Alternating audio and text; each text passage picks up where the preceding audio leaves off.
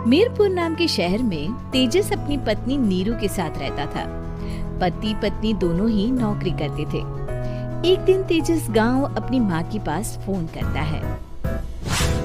Hello, प्रणाम माँ। जीते रहो माँ, तुम दादी बनने वाली हो। अरे वाह, ठीक है बेटा, मैं कल ही आती हूँ। जब माँ जी शहर पहुंची तो बेटे बहू ने बहुत अच्छे से स्वागत किया। लीजिए माँ जी चाय। अरे गर्मा गर्म पकोड़े ले आओ माँ के लिए। नीरू रसोई में गई और 2 मिनट में ही पकोड़े ले आई। जी ये लीजिए। बहू जादू से बनाए हैं क्या? अभी तो रसोई में गई थी। यम्मी। माँ जी, शीला रसोई में पकोड़े तल रही है, मैं बस लेकर आई। हे भगवान, मेरा धर्म भ्रष्ट कर दिया तूने। अब तो गंगा जल से शुद्धिकरण करना होगा।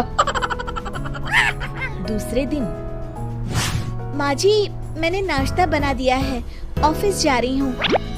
पर अभी तो घर का सारा काम पड़ा है। शीला आती ही होगी, झाड़ू पोछा बर्तन कपड़े वो सब कर लेगी। हमारे जमाने में घर का सारा काम हम ही करते थे। जी माँ जी, आप बहुत होशियार हैं, मैं घर ऑफिस दोनों नहीं संभाल पाती। तो जरूरत क्या है घर से बाहर जाकर चाकरी करने की? वैसे भी घर का काम खुद करने से घर में बरकत आती है, समझी? पर माँ जी। पर वर कुछ नहीं, इस महीने की पगार मिले फिर ऑफिस बंद। हाँ। रात को नीरू तेजस से कहती है, सुनिए जी, माँ जी बोल रही थी कि मैं नौकरी छोड़ दूं।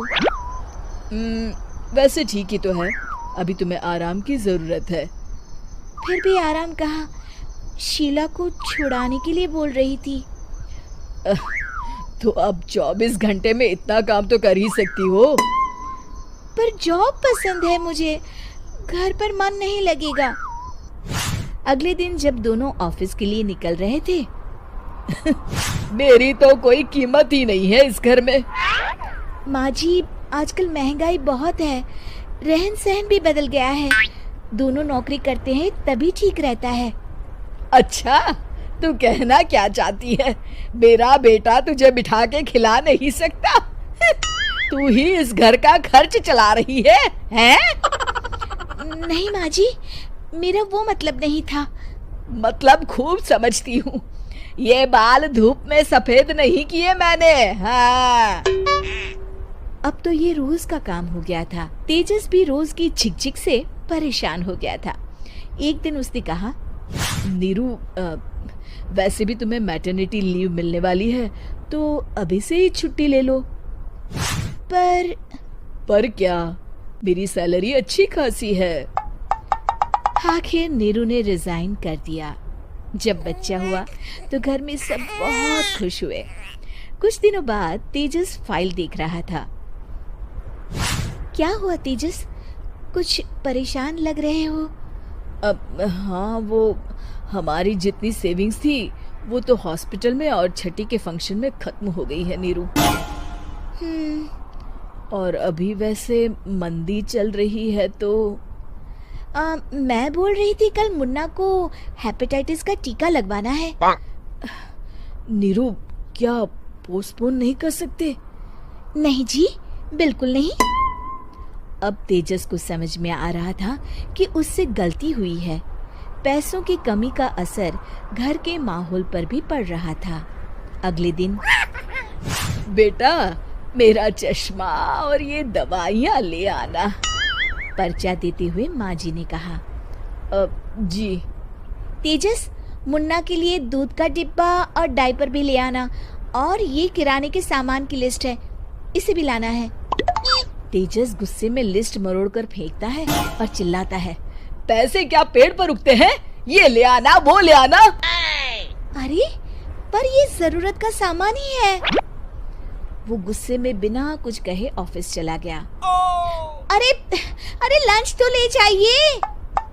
नीरू दौड़कर डिब्बा पकड़ाती है एक दिन खाना खाने के बाद, नीरू, अब तो मुन्ना कुछ बड़ा हो गया, तो अब तुम वापस ज्वाइन कर लो ना जॉब। पर इस रिसेशन में जॉब मिलना बहुत मुश्किल है। ट्राई तो करो। फिर मुन्ना? माँ जी है ना, और एक फुल टाइम मेड भी लगा लेंगे। पर माँ जी, उन्हें तो पसंद नहीं। तभी माँ जी वहाँ आ जाती है और प्यार से नीरू के सर पर हाथ फेरते हुए बोलती है, अब मेरी समझ में आ गया बहू, पहले के और अब के समय में अंतर है। तुम काम शुरू करो, मुन्ना की जिम्मेदारी मेरी। मेरी प्यारी माँ जी। ये कहकर नीरू उनके गले लग गई। शिक्षा, परिवर्तन संसार का नियम है, हमें भी समय के साथ चलना चाहिए। उम्मीद है कि आपको हमारी ये कहानी पसंद आई होगी। कृपया हमारे चैनल को सब्सक्राइब करें और सभी अपडेट्स के लिए बेल आइकन जरूर क्लिक करें। और हाँ, वीडियो लाइक और शेयर करना मत भूलिएगा। Bye bye.